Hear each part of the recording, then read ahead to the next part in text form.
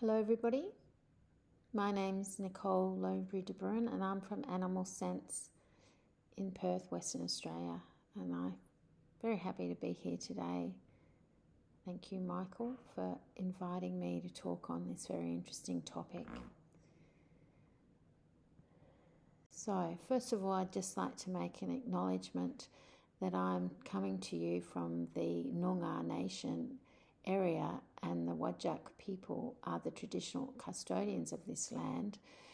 And I pay my respects to the elders past and present and emerging, and also my respects to any Aboriginal or Torres Strait Islanders who might be attending today.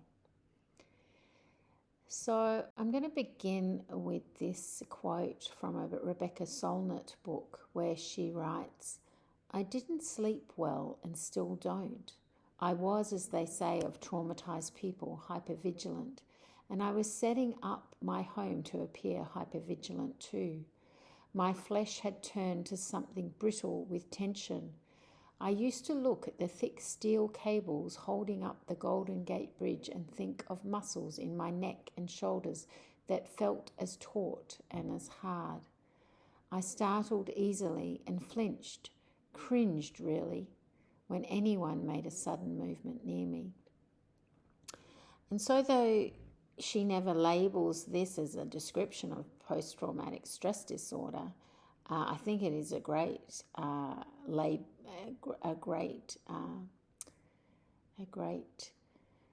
version of what that might feel like for a human. So what is it? Well, we have, according to the DSM-5, which is basically a diagnostic set of criteria, that PTSD is a health condition that can develop after exposure to a traumatic event characterized by intrusive thoughts, avoidance behaviors, negative alterations in cognition and mood, and increased arousal and reactivity, lasting for more than a month and causing significant distress and impairment. And that's the classical definition. And it was obviously diagnosed a lot in war veterans, and over the years has had very many different names, and victims of crime, such as sexual assault victims. But more and more, it's been recognised that there perhaps is a complex version of PTSD, which is not about the single event, but more about dysfunction and neglect and abuse in families or people known to each other over long periods of time. So how can the human symptoms of acute PTSD be described? Well, you can use this mnemonic dreams, where we have detachment, re-experiencing of the event had emotional effects, there was avoidance, it's a month long in duration, and sympathetic hyperactivity or hypervigilance. But how might that be different in terms of the causes of acute and complex PTSD? Well, let's think first of all about what could be an acute cause of PTSD versus a complex cause. So something like a car accident, a violent assault, a sexual assault, some kind of major injury, a witness to a crime, those all could be reasons to suffer acute PTSD.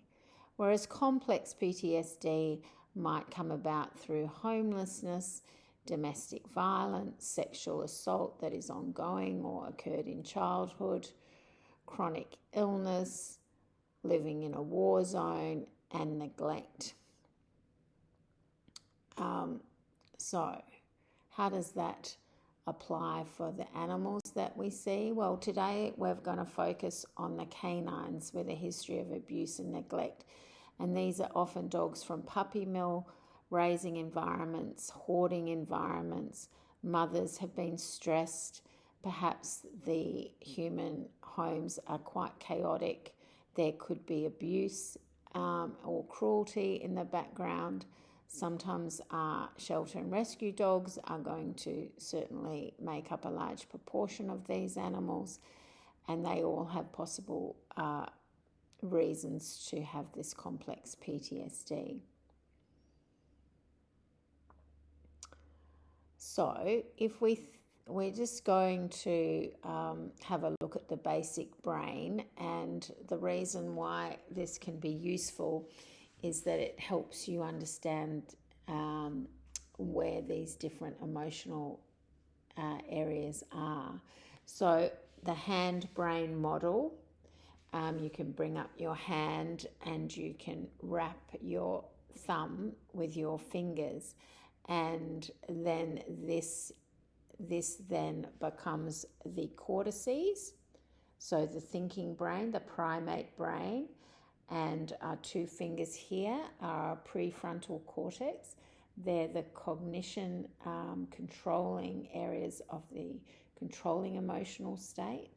They, if we peel them away, are connected to the limbic system. So the limbic system is the thumb. This is the seat of emotional responses.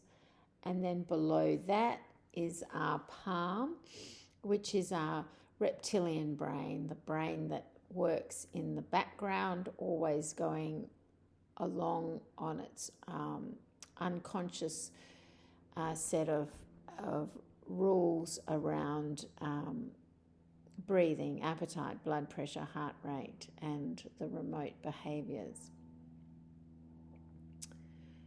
It's a very high energy user, the brain, and that means that it needs good nutrition. The logic to being able to say that the canine has a strong emotional life is that we know that where the emotions arise in the limbic system are very similar in the dog as they are in humans. And Gregory Burns did this work where he taught a large number of dogs to lie conscious in an MRI, and then whilst showing them images of things that had meaning for them, saw what areas of the brain were activated. And this did show that canines, as do humans, experience emotional life in the same areas of the brain. And our difference with dogs is obviously our ability to then verbalize and communicate it in a way that we can talk about it to other people. Whereas dogs don't have that capacity, but it doesn't mean that they're not strong emotional beings, and that's obviously really important to remember. So, like, even though sizes and shapes and formation might be difficult, basic structures are all there. So what might it look like in humans versus dogs? Well, we talk about symptoms in humans and signs in dogs. And in humans, you might have these unsettling memories. They might have nightmares and flashbacks, emotional distress after exposure to traumatic reminders, and a physical reactivity after exposure to traumatic reminders. Whereas the dogs will be hypervigilant, startle easily, be reactive to kind of benign stimuli, don't sleep well, don't have enough sleep or have enough deep sleep. They might have signs of flight, fight, fidget and freeze, so all the F signs, and they might have physiological arousal such as pupil dilation, piloerection and vocalization. So often in human trauma responses, they talk again about these Fs. So they have, again, fight, flight, freeze, and flop. And I think if you look at this set of Fs here, you can see dogs doing all these things. We have the fawning, the pleasing someone to avoid conflict. Dogs are really good at that. They freeze, definitely. Sometimes they do become unresponsive in a kind of frozen state. They obviously do fight as well and become aggressive when they're confronted with some of their fearful stimuli. And of course, they will run away as well. So, interestingly, in humans, there is what is called the poor outcome of poor childhood experience or adverse childhood experiences. And really, this can end up in an early death for individuals who have experienced trauma. And what I think is interesting about this little pyramid is that you could say that this is what happens for dogs as well, because we do have historical trauma in lines of dogs. That means that their social conditions are generally poor through generations, and they have poor puppy experiences. Then their neurodevelopment is disrupted. They don't become well individuals, and often their lives are cut short through behaviour problems where they're euthanized. So it's a significant problem, obviously, for us as a society, but also for them as individuals. And why might it be like that? I mean, I think it's really clear that dogs have evolved for social connection with humans. They're very social beings. They're close-up communicators. They have many adaptations to communicate with humans through that coevolution. We have a lot of vocal and facial expressions and eye contact in common with dogs that we recognize and we understand. They have tails that give us wonderful communication. And so when they're isolated from each other or from us, it's actually very traumatizing. So there is a range of trauma, both what we call little t and big T trauma. And the interesting thing about that is that, again, you can overlay this as a human concept and imagine it for dogs. So the little t, things like vet visit, single vet visit, versus a long time spent in veterinary intensive care. The occasional dog squabble might equate with little t, whereas if you're living with other dogs and subject to injurious dog fights, that would equate with a larger volume of trauma. Busy homes versus chaotic homes, inadequate socialization, compare that with neglectful raising. Yelling humans, compare that with family and domestic violence, where this is experienced at a level that is worse. Balanced training perhaps is an example of little t trauma. Compare that maybe with more aversive training. Harsh handling compared to severe restraint. Inadequate care compared to inhumane care.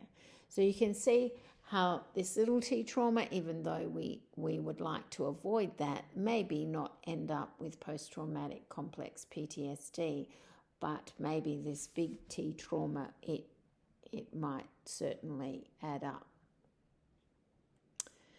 So I want to go to an example of that was a case a few years ago in Western Australia called the Labradoodles of Bridgetown. And this was where a large number of Labradoodles were being kept and being bred and producing puppies that were actually very unwell in many ways, both physically and emotionally. And they were under-socialized to the degree that these adults that were removed from this home were unable to adapt to life beyond their early social experiences, because really that was one human and one environment. So they were exposed to stress, disease, discomfort, and unsanitary conditions, and it is akin to neglectful human raising and the trauma that might end up with. So If we go to what happened, what it looked like when the inspectors arrived, this is some of the body-worn camera caught on the inspector's chest as they enter the premises, and it gives you a sense of what the environment was like.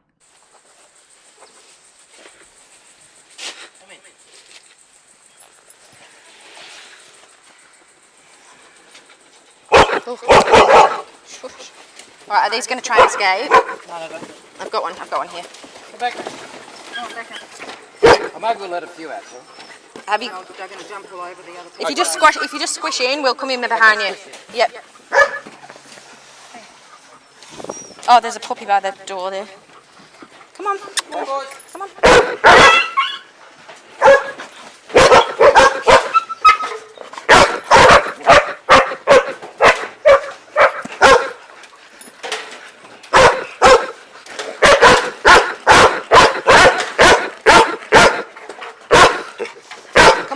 Come on. Oh my God.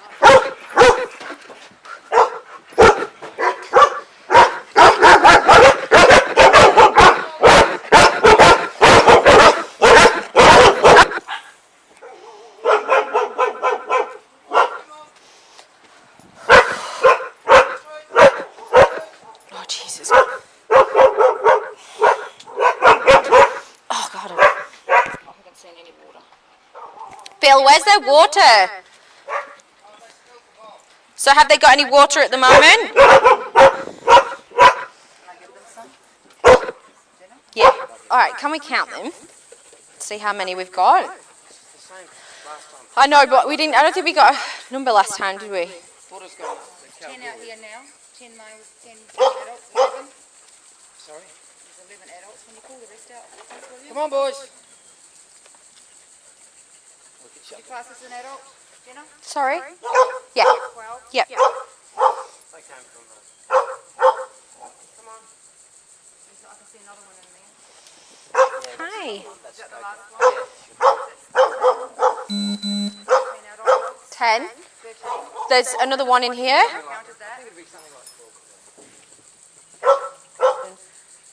12. Vince was going to take one of these, but we just had to scramble. How many? I got 13. 13 adults. Yeah, 1, 2, 4, 5, My dog numbers will be a static thing anyway, 11, 12. unless you knock me out of the game. I just love breeding dogs, I really. She pregnant? No. None of them are pregnant. Hey. There's about 10 already sold. Oh, God. Well, there's 10 selling in the next week. So there will be very few left.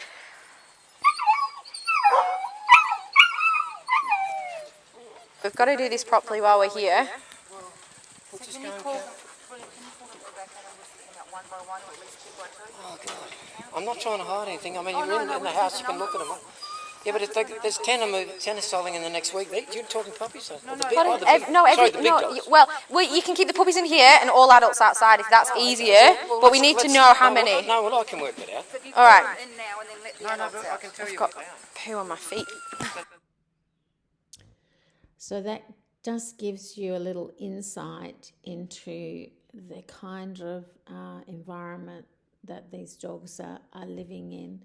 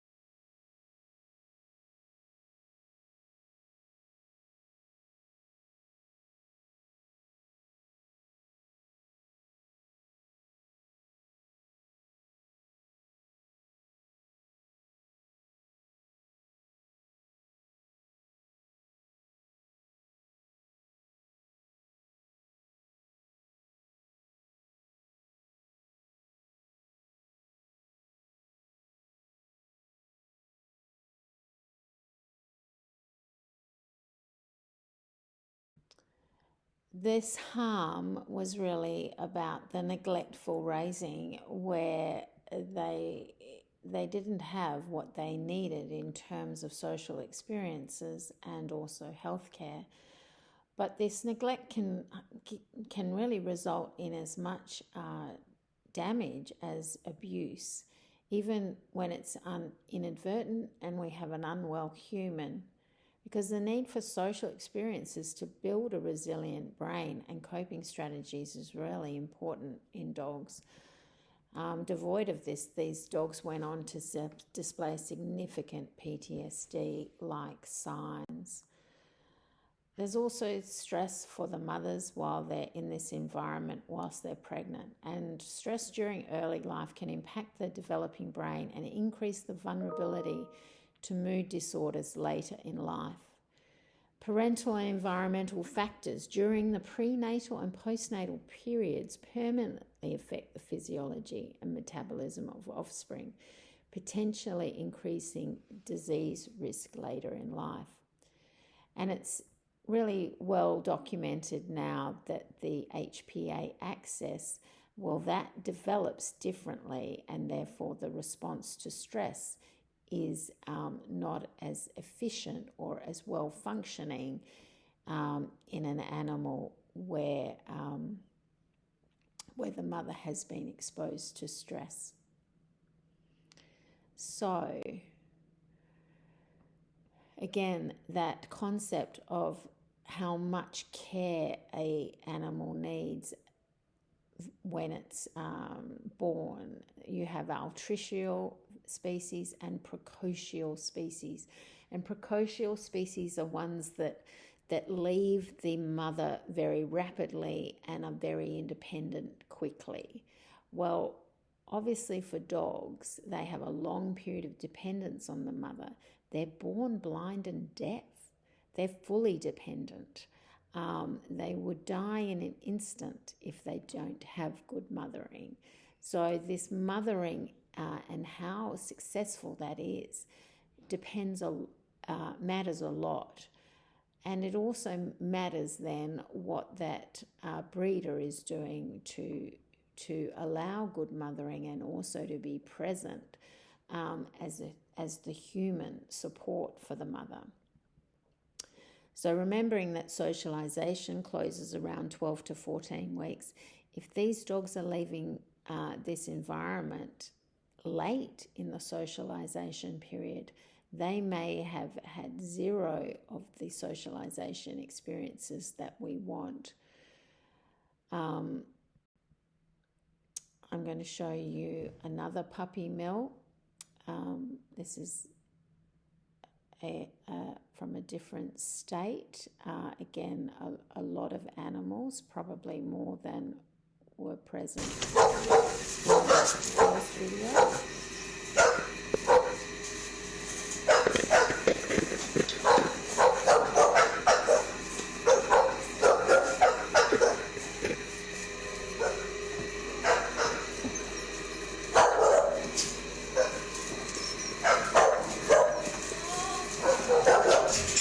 This is what we referred to as the open shed.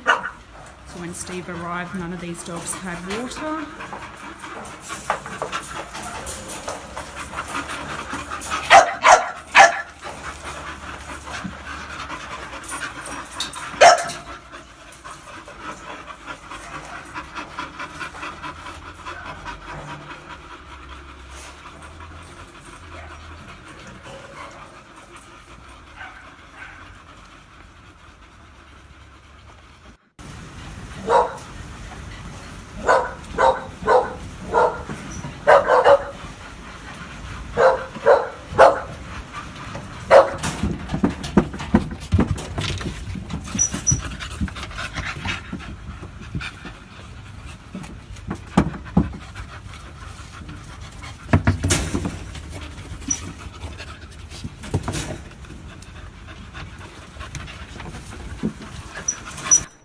Yeah, so yesterday RSPCA attended an address in relation to a complaint, which initially was in relation to allegedly 5 dogs but upon arrival, inspectors located 110 purebred bull terriers at the address. And in what conditions were they being kept in? Yeah, the living conditions were terrible. They certainly weren't appropriate. That's why a decision was made to remove all animals from the property. And so what's the next step now? So at the moment we're still conducting our investigation. So there's a lot of dogs to process. Like I said, it's 110 animals, so that's a big effort, and they all are classed as evidence. So the first stage is to just get through that, process those animals, and then look at getting all those dogs into a new home.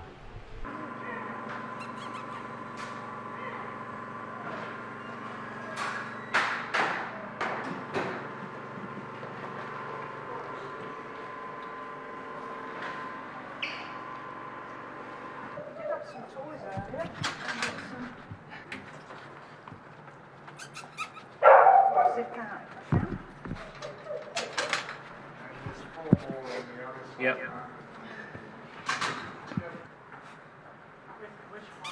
The one that you called out for help with?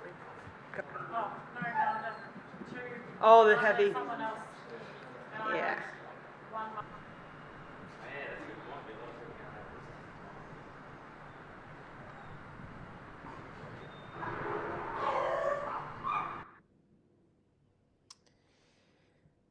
So issues with sanitation, again, the lack of positive social experiences, very stressed mothers that are confined with disease, malnutrition and overcrowding. And this has been made possible by buying the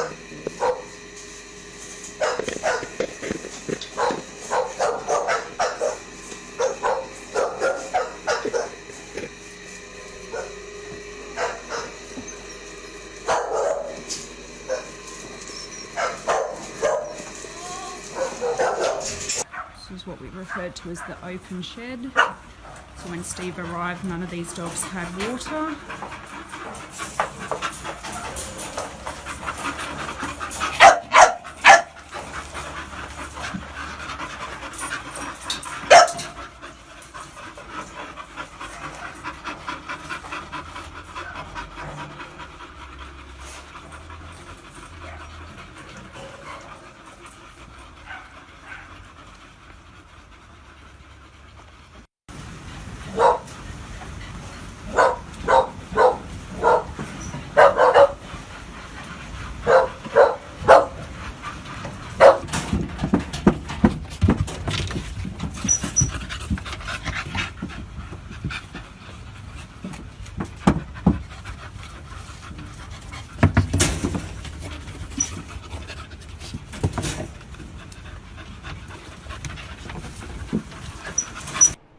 Yeah, so yesterday RSPCA attended an address in relation to a complaint, which initially was in relation to allegedly 5 dogs, but upon arrival inspectors located 110 purebred bull terriers at the address. And in what conditions were they being kept in? Yeah, the living conditions were terrible. They certainly weren't appropriate. That's why a decision was made to remove all animals from the property. And so what's the next step now? So at the moment we're still conducting our investigation. So there's a lot of dogs to process. Like I said, it's 110 animals, so that's a big effort, and they all are classed as evidence. So the first stage is to just get through that, process those animals, and then look at getting all those dogs into a new home.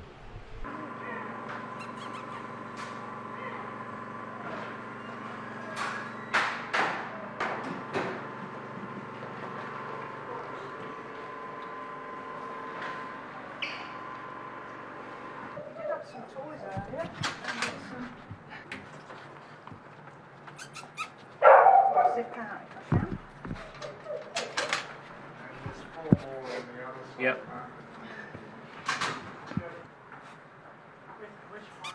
The one that you called out for help with?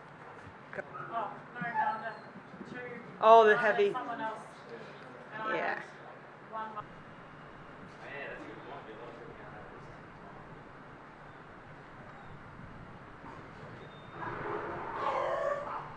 internet. So these stress effects on the brain really change the structure of the neurons, and what happens in the hippocampus, which is responsible for calm brain and good learning, is that these dendrites shrink, and the connections between them get weaker, whereas the connections between the amygdala get stronger, and these dogs get more reactive. The noradrenaline and cortisol work together in memory consolidation of the stressor and its context, and the stressed brains become inflexible, often performing behaviours out of habit, and these habits are sometimes repetitive behaviours and sometimes OCD-like behaviours that indicate how unwell the brain is. We see that a lot in these dogs from these traumatised environments. So, as I say, the hippocampus, which should be able to deal with stress by having receptors that mop up the cortisol, isn't able to do what it can normally do.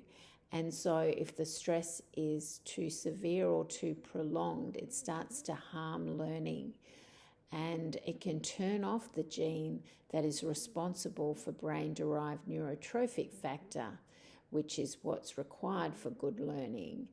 And severe trauma can lead to amnesia of the event, yet forgetfulness is quite common when the stress is perhaps more pervasive. So the worst kind of stress is feeling like you have no control over the problem and have a sense of learned helplessness. So we definitely want to try and give these dogs back a sense of control, allow them to make choices and reward their success. So just like any other behaviour problem, we treat it with this idea of managing, modifying, medicating and monitoring responses. And so I'm going to talk about that a little bit more. So the management is where we avoid the practice and rehearsal through knowing what the triggers are and really trying to reduce exposure, especially exposure that is occurring at high stress levels. And then whilst doing that, we would want to engage the services of a positive reinforcement trainer to do the modification, where we start to work with these triggers, but these triggers are diluted so that we can now have the animal engaging and maybe performing a cue that it knows whilst it's being exposed to its trigger. And the idea that this should kind of look like paint drying, meaning that I don't want to see too much arousal from the animal. And obviously this is where medication is really part of that plan, because sometimes it's really hard to expose to triggers without the animal kind of losing its ability to control itself. So we've kind of got what I would call the hares and the tortoises. So two kind of groups of medicines that we can use to change the brain, and we're going to talk about that a little bit later. So in terms of the modification for complex PTSD, I've just made up an example here, where say you've through your good observations, you've worked out that for the dog, what's really scary is a large man who wears black boots and who's carrying something or standing still, and he doesn't have a dog with him. So if we're to dilute this experience, we might do something like use women in the beginning who are not wearing these very heavy boots, and we're going to pair them with food. And then maybe we start using women, but they're also going to be wearing these heavy boots. And then we might start using smaller men and light coloured boots, and then eventually larger men with the light coloured boots, and then maybe the smaller men with the dark coloured boots, and then finally getting to the larger men with the dark coloured boots. And we would want to do all these things whilst the dog was able to follow a cue before moving on to the harder scenarios. And I mean, if the dog's, for instance, grabby taking the food or requires the highest value food to be able to do it, then as the grabbiness goes down, or the dog can do it for lower value food, that's also an indication that things are improving. And then we kind of try and repeat this with various other fears. So, and another example of a dog that we treated called Shelley, who's a border collie, that we didn't consult in its earlier life, but we consulted it from about 2 years of age, was a dog that was also rescued from a hoarding environment. And the early life was that the dog had really, excuse me, little socialisation before that closure of the sensitive period, and had been seized by inspectors where they had found 21 dogs on the property. There had been a Staffordshire there that was ruling the roost and was obviously aggressive towards other dogs, and there'd been no attempts to socialise. The dog had never worn any equipment. So its list of fears was long. It had fears of vehicles and bridges and people with prams and walkers and hands coming towards her and surfaces and people approaching. And she also had a dodgy gut and some separation distress. And she'd already been on fluoxetine, so and had improved a lot since that inception. She could now focus better. Her noise sensitivity had decreased. She wasn't muzzle trained, and that I thought might allow the woman to get some more distance from some of her triggers, because it was a very attractive dog, and so that sometimes was actually a disadvantage when you've got a reactive dog and it's very attractive. People are not heeding you. It also sometimes had a propensity to go too close. Its reactivity was very high, sometimes no recovery for days. She would sometimes run with the dog, which I don't think was probably helping, and playing quite a lot of ball. And there were events occurring every week. And this is an example of what that was looking like. A couple of dogs on that corner there. Springer Spaniel coming. Oh no. Yeah. There you go. There you go. No, you're right. Yeah, it's okay. It's all right. This way.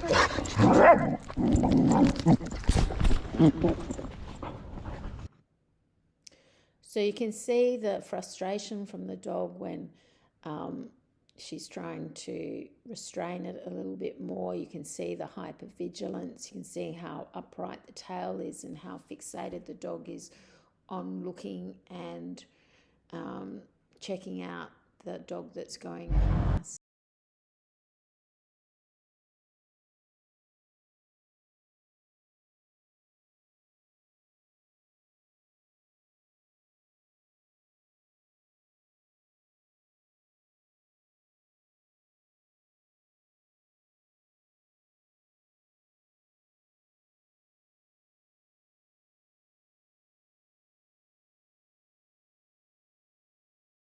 Here's another example of some of their early walks.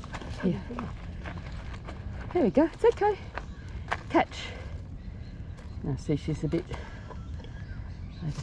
Yeah, see? She should have gone up the back track. Here, Shelley, look.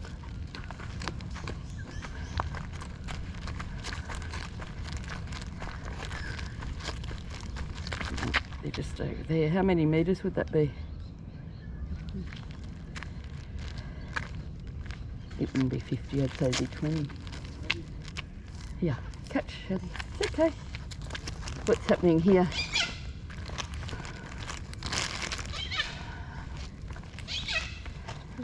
Leave. Good girl.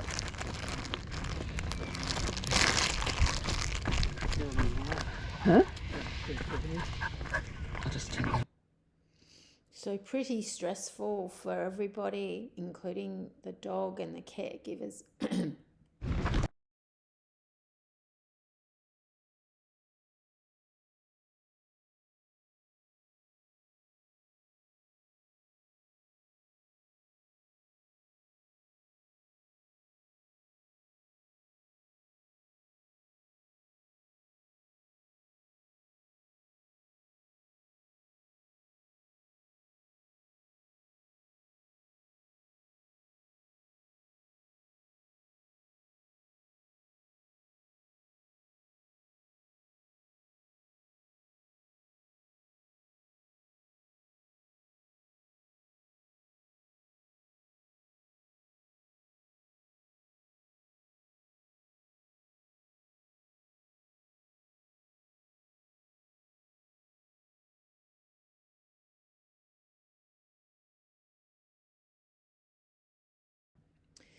But a couple of years on from that, this is how well her caregiver is doing these days. She's very well equipped. It's a Barney dog.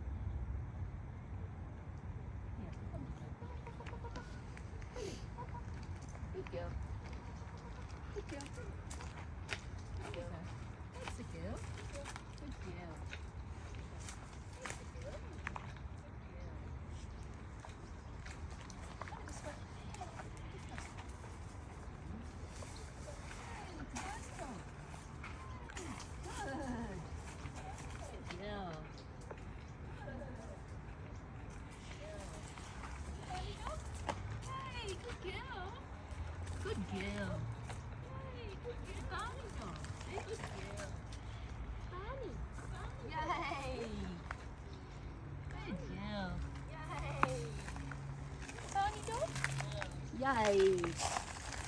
Good girl. Yay!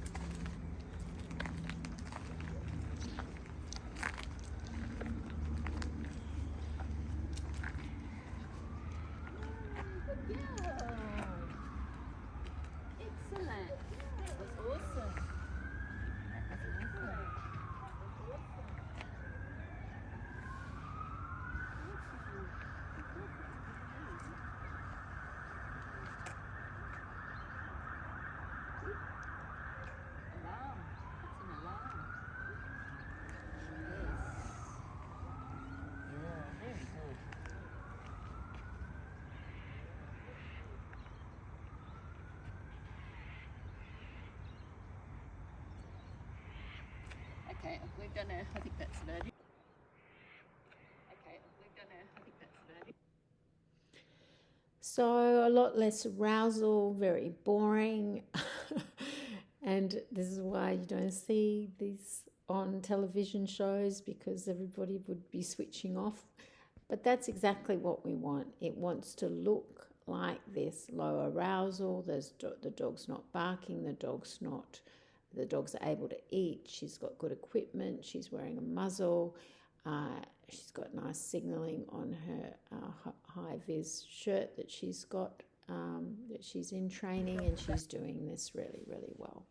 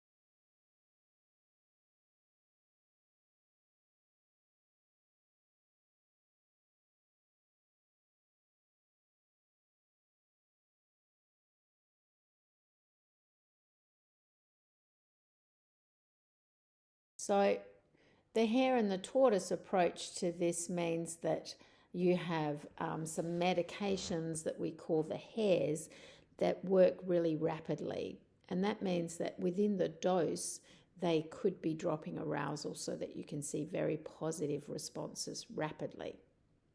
That could be things like clonidine, trazodone, benzodiazepines, gabapentin, excuse me, and various lengths of action, but still rapid, compared to our tortoise-like meds that are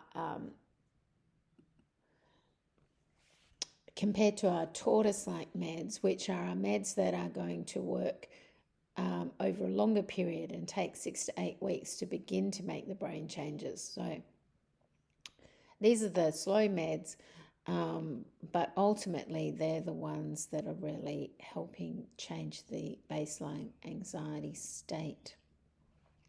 So you can use these in combination with each other, and that's where your veterinarian or your veterinary behaviourist will help you select that. So how might you treat it in humans versus how you would treat it in dogs? Well, there's actually some registered medicines that get used commonly in humans, and they also do some behavioural therapy, which we can't really copy, but we can choose an SSRI, and we can reduce arousal with some meds or combinations of meds, and we can teach calm through exposure below threshold. And there's various relaxation exercises that dogs can be taught, both through sniffing and through nature walks.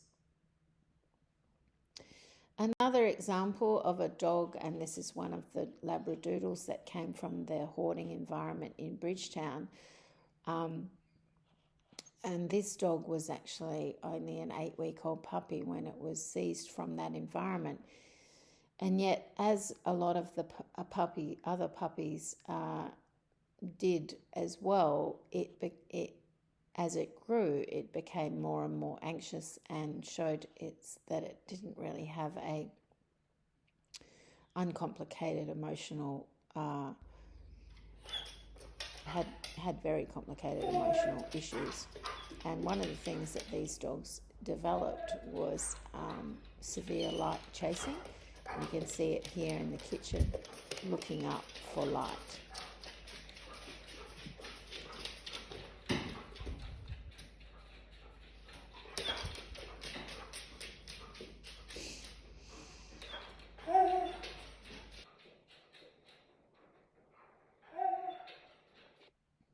And it would spend hours doing this severely compulsive behaviour, along with its handling sensitivity, noise sensitivity, was aggressive to people it didn't know.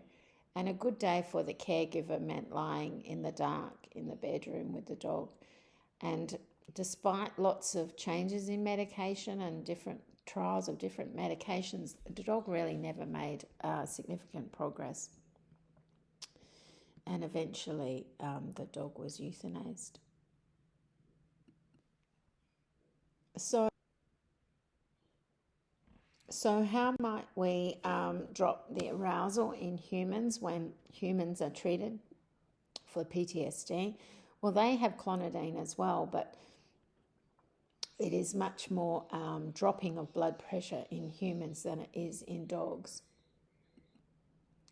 And humans can have very small amounts of clonidine compared to dogs, and they have their blood pressure checked quite regularly. But for dogs, clonidine doesn't have that blood pressure issue, and so actually it's used quite well to drop arousal.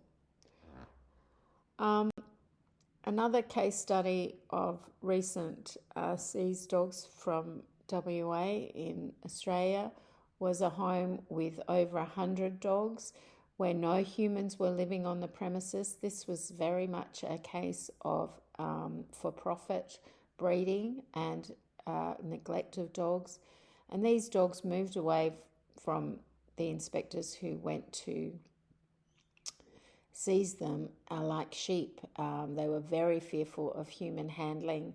They either were shut down on the handling or became quite aggressive, and they were quite repellent towards humans, and many of them needed gabapentin and trazodone to allow them to cope in the kennel environment and to be within groups of 3 or 4. So it was very difficult because we couldn't really medicate them individually, so they weren't able to be started on an SSRI. And even though we tried to pair their experiences with food, what happened was that they were so under-socialized that they refused to eat in the presence of people, and so were really only eating overnight, and it was very, very difficult to get them to progress. So, I mean, if you're a dog who's or human who has taken on one of these dogs, it can actually be very stressful as a human caregiver.